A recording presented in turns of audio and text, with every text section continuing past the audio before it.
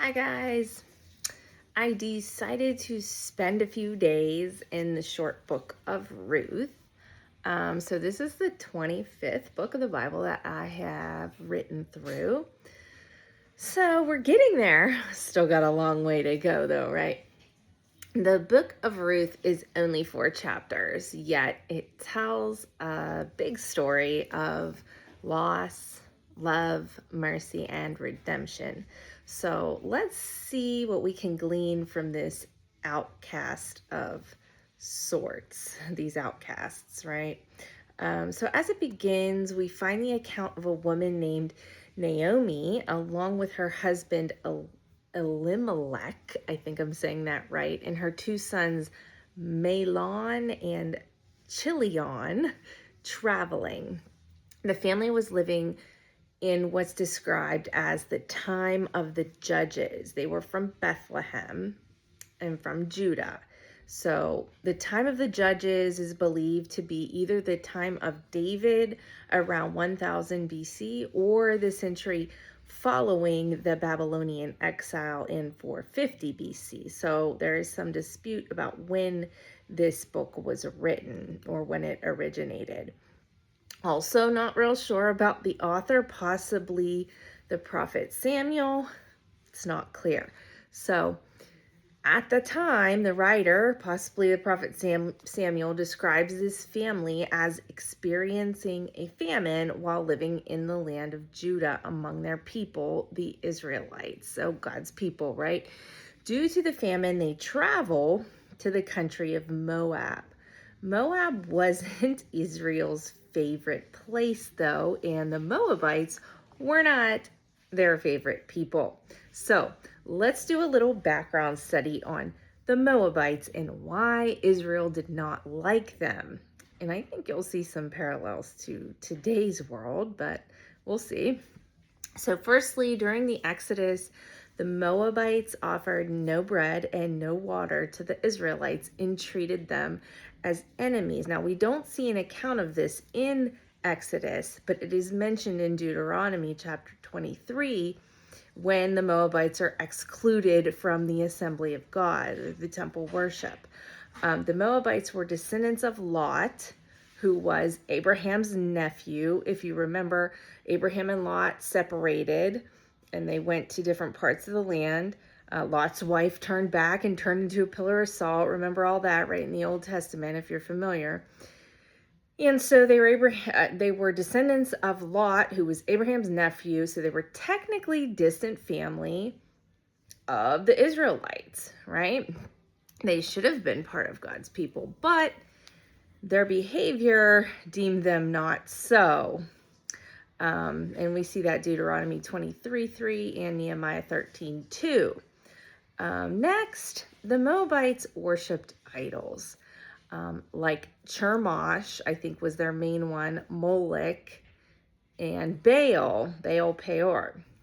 They were practicing evil things such as child sacrifice, human sacrifice of war prisoners, and they were building high place shrines that God had forbidden. All of these things God had forbidden, obviously, they're evil. And his people, the Israelites, knew these things to be evil and perverse. So when they looked over the Moabites, they were like, that's not good. We don't want any part of that.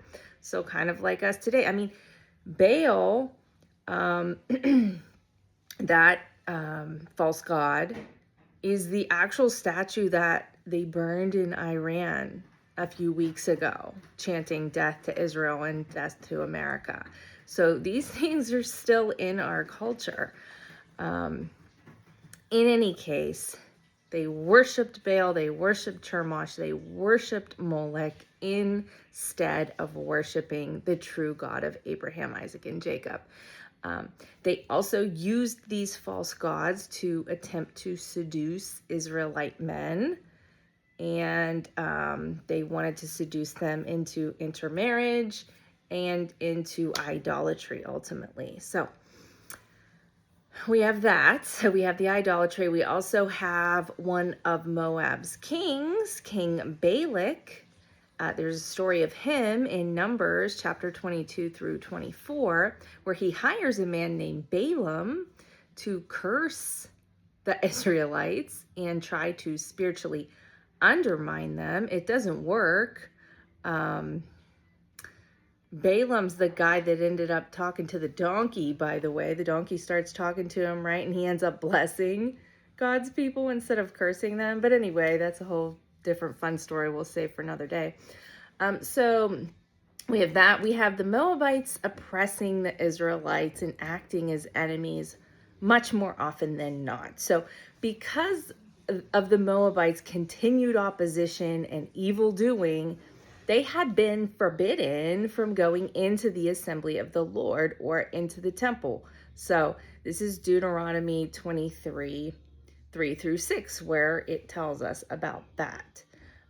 So back to our story. That's the reason they didn't like them. That's enough reason for me, right? This family leaves their home in Judah, and because of the famine, and they go to Moab. Naomi's husband, Elimelech, dies while they're in this other land. Her two sons, they marry Moabite women. Their names are Orpah and Ruth. Those are the wives.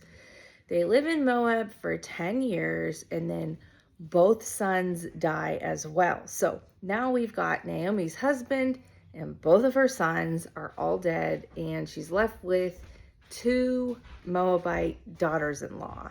So that's all she's got, right? So, and she's in a foreign land, basically. So Naomi gets up and she goes back to her home in Judah. Well, she wants to go back to her home in Judah. She's heard that the famine's over and there's food now. So when she goes to leave, she tells both Orpah and Ruth to return to their own families in Moab. She wishes them well, and she asks that God gives them new husbands, right? She kisses them, and they weep together. They don't want to leave, but Naomi insists that they should do what's in their best interest, reasoning that she cannot have any more sons for them to marry. She accepts her lot as being part of God's sovereign will, saying, "The hand of the Lord has gone out against me," in Ruth 1:14. So at this point, Orpah leaves Naomi and goes home to Moab, and Ruth clings to her. Naomi continues to urge Ruth to go home, but Ruth insists that she will stay with Naomi, even to the point of death. Ruth goes so far as to curse herself if she would ever leave Naomi's side. So seeing her determination, Naomi allows Ruth to follow with her back to Judah. The two return to Bethlehem at the beginning of the barley harvest, and everyone's talking about Naomi's return. All of her old friends and family are surprised to see her after all the time has passed. As they murmur about whether it's really her, Naomi advises her old friends and family to call her a new name. She says this. She said to them, "Do not call me Naomi, call me Mara, for the Almighty has dealt very bitterly with me. I went away full, and the Lord has brought me back empty. Why call me Naomi when the Lord has testified against me, and the Almighty has brought calamity upon me?" That's Ruth 1:20 through 21. As we see, Naomi knows that all circumstances of life come from the sovereign hand of God. She isn't happy about the hand he has dealt, as none of us would be. Naomi is deeply grieving the loss of her husband and her 2 sons, and she knows that God has allowed these tragedies to fall upon her. Naomi has no doubt that God is, but Naomi likely just wonders who God is. Been there, right? Have you been there? Loss often reveals our deepest questions about the nature and character of God. So tomorrow we're going to look into Ruth's new life in Judah, and we'll see how that goes. So hope that was helpful. We'll see you later.